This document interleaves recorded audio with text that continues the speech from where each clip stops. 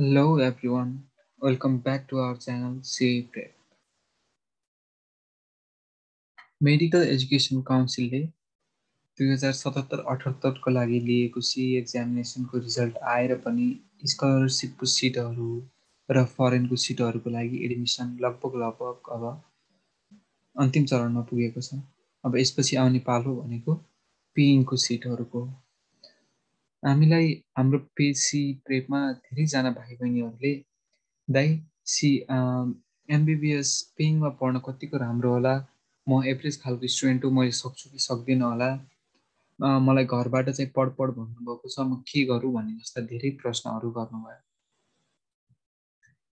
त्यसैले हामी त्यो कुरालाई डिस्कस गर्नको लागि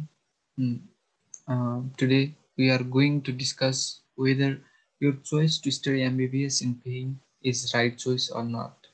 This is not our decision, not our compulsive decision that you must study or you shouldn't study. This is our perception and the knowledge gained by us by seeing the views of other students while studying MBBS in paying. अरू विद्यार्थीहरूले के भन्नुहुन्छ, आजसम्म उहाँहरूको experience कस्तो छ, उहाँहरूले पेइङमा MBBS पढेर फर्दर केही राम्रो गर्न सक्छु जस्तो लागेको छ उहाँहरूलाई कि सक्दिनँ जस्तो लागेको छ, त्यस विषयलाई हामीले धेरैजनासँग सोधेर हामीले आज यहाँहरू सामु यो कुरा डिस्कस गर्न गइरहेका छौँ। So let's begin the topic. सबैभन्दा पहिलो कुरो भनेको नेपालमा एमबिबिएस पेइङमा पढ्ने भन्ने हो भने मानिसहरूको मुखबाट एउटा कुरा मात्र निस्किन्छ, ओहो त्यत्रो धेरै पैसा लाग्छ। सबैभन्दा ठुलो कुरो के हो भनेपछि मानिसलाई पैसा भन्दा पनि मान्छेको इन्ट्रेस्ट, मान्छेको इच्छा कता छ त्यो कुरामा ध्यान दिनुपर्छ। अनि नेपालमा अर्को एउटा मिथ पनि छ, के भन्ने गरिन्छ भन्दा हामी त मिडल क्लास फ्यामिली, हामी त सक्दैनौँ होला यो गर्नलाई, यो पढाउनलाई हामी सक्दैनौँ होला, बच्चाको इच्छा पुरा गर्नलाई हामी सक्दैनौँ होला भन्ने खालको कुराहरू पनि गरिन्छ। बच्चाको इच्छा हुँदै पनि उसले धेरै वर्ष ग्याप गरिरहेको देखिन्छ। तर वास्तविकता के हुन्छ भन्दा ती मिडल क्लास फ्यामिलीसँग 5-7 कट्ठा अरू जग्गा हुन्छ, त्यो जग्गामा उहाँहरूले कसैलाई बटैया दिएर खेती गरिराख्नु भएको हुन्छ, तर आफ्नो बच्चालाई पढाउन भन्दाखेरि हामी त मिडल क्लास फ्यामिली, हामी त कहाँ सक्छौँ, हामी पढाउन सक्दैनौँ भन्नुहुन्छ। यो मेरो पर्सनल कुरा हो, तर मलाई के लाग्छ भनेपछि if a middle class family has a single piece of land too, then he or she can afford every dream of his child in case of study in Nepal.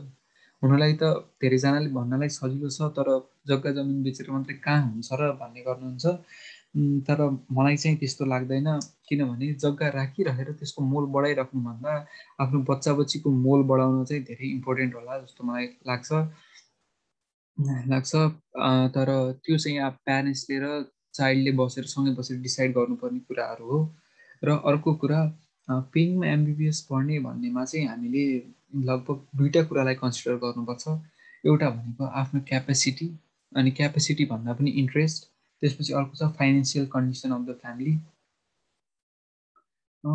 सुरुमा फाइनेन्सियल कन्डिसनको नै कुरा गरौँ।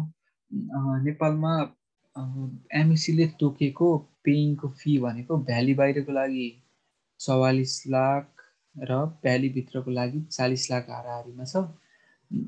लगभग 44 लाख पनि 44,50,000 र 40,50,000 जति छ लगभग।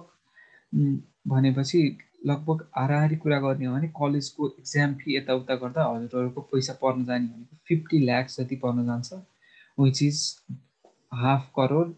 यो चाहिँ कुनै कुनै फ्यामिलीको चाहिँ वर्षभरिको इन्कम हुन्छ भनेपछि, राम्रो इन्कम हुने फ्यामिलीको चाहिँ वर्षभरिको इन्कम हुन जान्छ 50 लाख भनेपछि कसैको चाहिँ यो भनेको जीवनभरको कमाइ हुन्छ 50 लाख, किनकि 50 लाख 500 करोड भनेको अझै पनि नेपालको कन्टेक्स्टमा, नेपालको इकोनोमिक कन्डिसन हेर्ने हो भने अझै पनि it is not a joke. 50 lakh हुनु भनेको धेरै ठुलो कुरो हो, र 50 लाख एकैचोटि एउटा परिवारको एउटा सदस्यलाई मात्रै खनाउनु भनेको धेरै रिस्की कुरा पनि हुनसक्छ नेपाली प्यारेन्ट्सहरूको लागि। किनकि प्रायः जस्तो नेपाली प्यारेन्ट्सहरूको चाहिँ दुईवटा चिल्ड्रेन हुन्छ, एउटा ठुलो एउटा सानो। अनि ठुलोको लागि 50 लाख खर्च गर्ने हो भने सानोलाई के गर्ने, सानोको लागि गर्ने हो भने ठुलोले गरेन भन्ला भन्ने हुन्छ। त्यसैले यो financial condition of the family पनि हेर्नु पर्यो। अनि पढ्न थालिसकेपछि के हुन्छ भन्दा यु आर कम्प्लिटली बायस्ड। तपाईँ चाहिँ बायस्ड हुनुहुन्छ एकदमै, किनकि हजुरहरूलाई किताबमा नै घोत्तिनु पर्ने हुन्छ। कति दिन चाडपर्वमा घर पनि जान नपाइएला, कति दिन के पनि गर्न नपाइएला, कति दिन प्यारेन्ट्सहरूसँग खुलेर कुरा पनि गर्न नपाइएला, फ्रस्ट्रेसन लेभल हाई हुन्छ होला। त्यो भइसक्दाखेरि हजुरहरूले फ्यामिलीको फाइनेन्सियल कन्डिसन थाहा नहुन पनि सक्छ। फ्यामिलीले उताबाट हजुरलाई सधैँ पैसा पठाइदिनै राख्ने, हजुरको फी तिर्दिनै राख्ने, अनि घरमा चाहिँ फ्यामिली मेम्बर्सहरू चाहिँ फाइनेन्सियल प्रब्लम्सबाट ग्रसित पनि हुन सक्नुहुन्छ। त्यसैले प्यारेन्ट्सहरूसँग बसेर यदि हजुरलाई पढ्ने इच्छा छ भने, अनि प्यारेन्ट्सहरूलाई पनि पढाउने इच्छा छ भने हामी सक्छौँ कि नै, हामी एफोर्ड गर्न सक्छौँ कि नै भन्ने कुरालाई ध्यानमा राखेर नै अगाडि बढ्न चाहिँ उपयुक्त हुन्छ जस्तो लाग्छ मलाई। अनि अर्को भनेको क्यापेसिटी र इन्ट्रेस्ट। हुन त क्यापेसिटी र इन्ट्रेस्ट भनेको धेरै फरक फरक कुरा हो, किनकि कोही मान्छेको इन्ट्रेस्ट हुँदाहुँदै पनि उसले गर्दा गर्दै पनि हुँदैन, किनकि उसको क्यापेसिटी पुग्दैन, तर उसको इन्ट्रेस्ट हुन्छ। तर कसैको चाहिँ क्यापेसिटी हुन्छ, he can do it well, he can reach to the top of success, तर उसको इन्ट्रेस्ट नभएर चाहिँ त्यो फिल्ड उसले छोडिरहेको पनि हुन्छ। त्यसैले यो दुइटै कुरालाई म्याच हुन चाहिँ एकदमै जरुरी छ। किनकि भनिन्छ नि, MBBS or doctor is not a profession of money, it is all about serving people and giving life to patient. राति 3 बजे उठेर आफ्नो फ्यामिलीलाई छोडेर यदि कुनै इमर्जेन्सी केस आयो भने उसलाई ट्रिट गर्न जानु भनेको हजुरहरूको लागि कुनै रहर हुन सक्दैन, हजुरहरूको लागि कुनै रहर हुन सक्दैन। यो हजुरहरूको लागि यो बाध्यताको रूपमा पनि आइदिन सक्छ भोलि पर्सि, किनकि हजुरहरूको इन्ट्रेस्टसँग म्याच भएन भने। तर हजुरको इन्ट्रेस्टसँग म्याच भयो, it's your dream to be a doctor, हजुरको इच्छा नै त्यही हो, हजुरलाई पर्स्यु नै एमबिबिएस गर्नु छ, हजुरलाई यही फिल्डमा केही राम्रो गरेर देखाउनु छ भने हजुरलाई त्यो 3 बजेर उठेर जानु पनि आफ्नो कर्तव्यको पालना जस्तो लाग्छ। आज पढ्ने अनि 5-7 वर्षपछि कुनै दिन हस्पिटलमा नाइट ड्युटी परेर 36 घन्टा 38 घन्टा 46 घन्टाको सम्म ड्युटी गर्नु पर्दाखेरि चाहिँ यहाँ यस्तो जे पाइ त्यही प्रोफेसन छानिएछ, अरू कसैमा गइदिएको भए उहाँ घुमिरहेछन् साथीहरू, यस्तो भन्ने हुन्छ भने please don't study MBBS, that is not for you. मैले यो सिधै भनिदिएँ हजुरहरूलाई, राम्रो लाग्ला नराम्रो लाग्ला, किनकि यो भनेको धेरै फ्रस्ट्रेटिङ विषय हो। मान्छेलाई एमा आइसकेपछि आफ्नो इन्ट्रेस्ट, आफ्नो काम, आफ्नो कर्तव्य के हो त्यहीमा मात्र फोकस गर्नुपर्छ। यता घुमौँला उता घुमौँला यहाँ जाउँला त्यहाँ जाउँला भनेर हरेकचोटि पोसिबल नहोला, सधैँ पोसिबल हुँदैन भन्दैन म, तर सधैँ पोसिबल नहोला। आफ्नो ड्युटीमा कर्तव्यनिष्ठ भएर लाग्नु पर्ला। त्यति बेला चाहिँ हजुरहरूलाई यो प्रोफेसनसँग मजा आउनु पर्यो, नत्र 40को उमेरमा गएर प्रोफेसन चेन्ज गर्नु पनि मजा आउँदैन। अनि यत्रो धेरै पैसा खर्च गरिसकेपछि त्यो कुरामा इन्ट्रेस्ट लागेन भने पनि मजा आउँदैन। पढिसकेपछि at least you must be a doctor, doctor भएर निस्किसकेपछि आफ्नो कर्तव्य के हो भनेर त्यो हजुरले बुझ्न आवश्यक छ। त्यसै गरी अर्को कुरा रह्यो, हजुर डिटर्मिन्ड मान्छे हो कि होइन। मानौ हजुर +2सम्म चाहिँ एक्जामको अघिल्लो रात पढेर पास हुने विद्यार्थी हुनुहुन्थ्यो होला। अभियसली हामी मध्ये धेरैजना विद्यार्थी त्यस्तो हुन्छौँ, किनकि +2सम्मको कोर्स धेरै भास्ट हुँदैन। 10 क्लाससम्म चाहिँ आधा दिन पढी पास हुन्थ्यो भने +2मा चाहिँ एक दिन चाहिँ एटलिस्ट पढ्नु पर्थ्यो, किनकि थोरै 10को भन्दा थोरै भास्ट हुँदै गयो। अब भनेको हामी समुद्रमा पस्दैछौँ। समुद्रमा पसिसकेपछि कि हामीलाई डाइभ गर्न सक्नु पर्यो, पौडी खेल्न सक्नु पर्यो मजाले, होइन? नत्र भने हामी सक्दैनौँ भने हामी त्यहीँ लछारिनुपर्छ, हामी पछाडि पर्छौँ, हामी त्यहीँ खस्छौँ। अब हजुरहरू कस्तो खालको विद्यार्थी हो त? सुरुमा त्यो कुरालाई पहिचान गर्नुहोस्। हजुरलाई कति पटक रिभिजन गर्नुपर्छ, कतिचोटि पढ्नुपर्छ भन्ने कुरा हजुरलाई बाहेक अरू कसैलाई त्यो राम्रोसँग थाहा हुँदैन, किनकि नर्सरीदेखि आजसम्म हजुर आफ्नै बलमा पढेर आउनुभएको छ। कतिवटा 100वटा इक्जामहरू हजुरहरूले आफै दिनुभएको छ। कुन तरिकाले पढेपछि हजुरहरूलाई याद हुन्छ, कुन तरिकाले पढेपछि हजुरहरूले बिर्सनुहुन्छ, कुन तरिकाले पढेपछि धेरै धेरै समयसम्म रिभाइज नगर्दा पनि हजुरलाई फरक पर्दैन भन्ने कुरा हजुरहरूले ध्यान राख्नुपर्छ। त्यसै गरी यदि हजुरहरू पिङमा एमबिबिएस पर्स्यु गर्न चाहँदै हुनुहुन्छ भने अर्को एउटा कुरा कन्सिडर के गर्नुपर्छ भन्दाखेरि the location you are choosing for the college.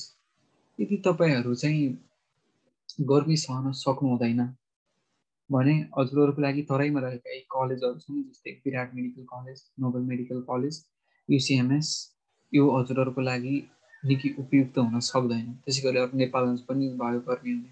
तर यदि हजुरहरू चाहिँ त्यस्तै गर्मी माहौलमा नै हुर्किनु भएको छ सानैबाट, टोलरेट गर्न सक्नुहुन्छ भने हजुरलाई जाडो मौसम जुन हुन्छ जुम्लातिरको त्यो चाहिँ हजुरहरूले टोलरेट गर्न सक्नु हुँदैन।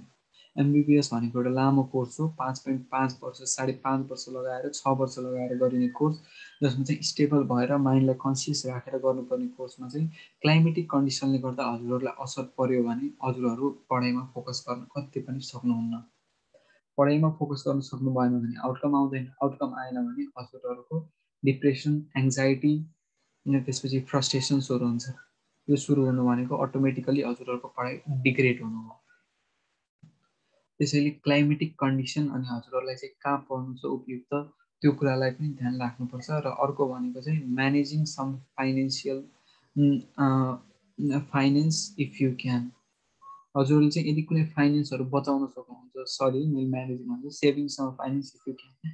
यदि हजुरहरूको घर नेपालगञ्ज छ र तपाईँहरूले नेपालगञ्जको कलेज पनि मजाले पाउनुहुन्छ, तर हजुरहरूलाई चाहिँ पढ्न मन लाग्यो पोखरा भनेपछि म के भन्छु भन्दाखेरि एमबिबिएसमा चाहिँ जुन कुनै कलेजहरूले चुज गरे पनि कुनै पनि फरक पर्दैन, किनकि you are learning some basics here.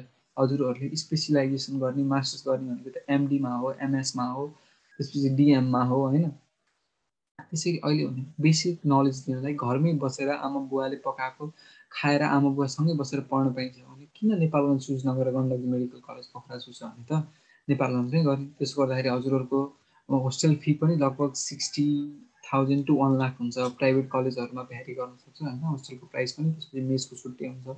हजुरको लगभग 1 लाख रुपियाँ होस्टेलको अनि 1 लाख रुपियाँ मेसको 2 लाख रुपियाँ इयरली बच्यो भने पनि हजुरहरूको प्यारेन्ट्सहरूलाई चाहिँ धेरै हेल्पफुल हुनसक्छ। त्यो हजुरहरूको अर्को किस्ता तिर्ने बेला 2 लाख रुपियाँ एड हुन्छ, त्यो धेरै हेल्पफुल हुनसक्छ। त्यही भएर त्यो कुरा पनि हजुरहरूले ध्यान राख्नु पऱ्यो। त्यसै गरी अर्को कुरा के छ भनेपछि तपाईँहरू चाहिँ एमबिबिएस पढ्न जाँदै हुनुहुन्छ भने हजुरहरूसँग भएको लत जुन छ कुलत, लत भन्नाले कुलत, if you consume drugs, alcohol, if you smoke then please leave it. किनकि यसले हजुरहरूको पढाइलाई एकदमै इफेक्ट गर्छ। सोसियल मिडिया युज गर्नुपर्छ टाइम टु टाइम, तर त्यहाँ गइसकेपछि हजुरले अरूलाई देखेर पनि कम्पिटिटिभ भावमा पनि पढ्न थाल्नु होला। तर यदि तपाईँहरू चाहिँ कुनै एडिक्सनमा फसिसक्नु भएको छ भने त्यहाँ अर्को एउटा साथी पनि त्यस्तै भेट्नुभयो भने सरी, त्यो तपाईँहरूको जिन्दगीभरको लत पनि बन्न सक्छ।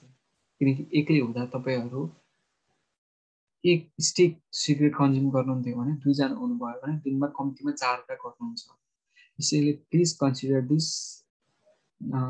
सिनियरले भनेको जस्तो गर्नुहोस्, एउटा दाइले भाइलाई सम्झाएको जस्तो मान्नुहोस्, र please leave your addiction before going to your medical college. किनकि त्यो राम्रो होइन। अरूलाई हेल्थको टिप्स दिँदै हिँड्ने डक्टरहरू आफै अनहेल्दी हुन त राम्रो भएन नि।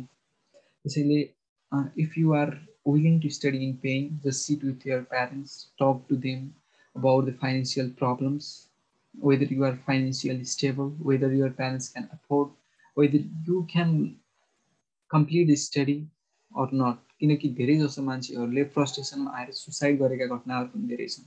धेरै जसो विद्यार्थीहरूले पढ्न नसकेर बिचैमा छोडेका घटनाहरू पनि छन्। 40-45 लाख खर्च गरेर मिडल क्लास फ्यामिलीबाट गइसकेपछि हजुरले बिचैमा त्यो छोड्न पनि मिल्दैन, त्यो हजुरलाई नैतिकताले पनि दिँदैन। त्यसैले तपाईँ फ्रस्ट्रेट हुँदै जानुहुन्छ। फ्रस्ट्रेट हुँदै गइसकेपछि एन्ड द अल्टिमेट गोल के हुन जान्छ हजुरको भनेपछि सोच्न सक्दैन दिमागले, के हुन सक्नुहुन्न अनि सुसाइड। यदि प्यारेन्ट्सले 40-45 लाख खर्च गरेर आफ्नो छोरालाई सुसाइड गर्नको लागि मेडिकल कलेज पठाउने हो भने किन पठाउने त? त्यसैले भनिन्छ नि इन्ट्रेस्ट, आफ्नो इन्ट्रेस्ट छ कि नै, आफू सक्नुहुन्छ कि नै, प्यारेन्ट्ससँग बसेर कुरा गर्नुहोस्। त्यसपछि बल्ल हजुरहरू कन्क्लुजनमा पुग्नुहोस्। आई थिङ्क हजुरहरूले सोधेको सबै कुराको जवाफ चाहिँ मैले दिन सकेँ। This much for today. Please stay connected with CE Prep. We will make some videos about your belongings in medical colleges, entrance preparation tips, and many more videos you ask us to make.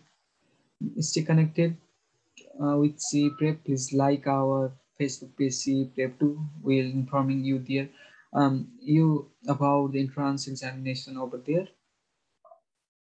And please don't forget to subscribe our channel and share it to your friends. Stay happy, stay learning. Bye-bye.